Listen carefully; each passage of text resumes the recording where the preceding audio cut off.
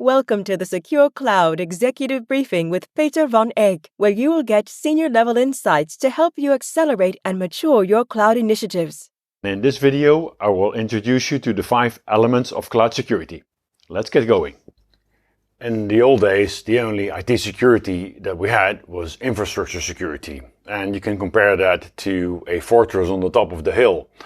And in fact, a lot of data centers, like in the 80s and the early 90s, were almost fortresses with strict access control.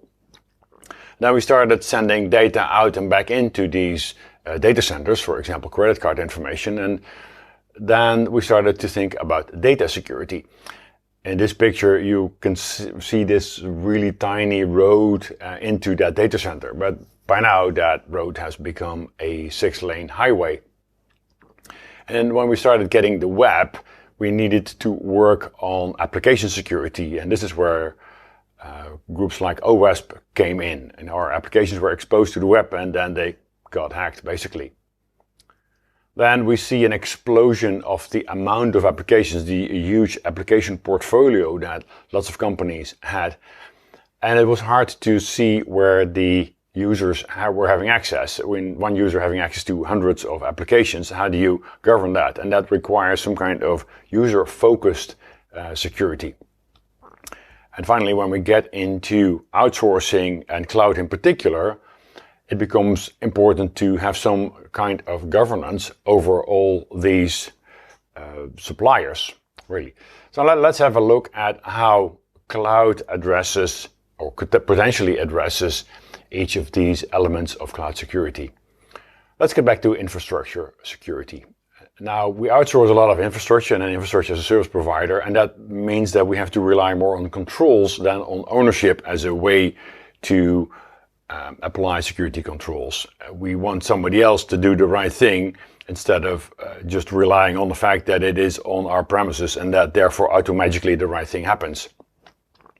Because of the automation that is inherent in infrastructure as a service, we can have a lot of opportunity. We have a lot of opportunity for hyper-segregation and automated deployment, which each in their own way can bring potentially tremendous security benefits.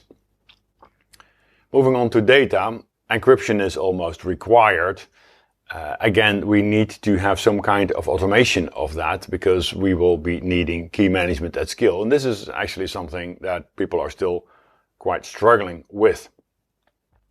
On the application level, what we see is that an application is no longer an island. An application is actually an amalgamate, a consolidation, a constellation of various services that run on various places, and drawn from an ecosystem that extends way beyond the enterprise that is building the application. And that ecosystem, interestingly, can also include security as a service components. Think about DDoS protection or maybe identity as a service.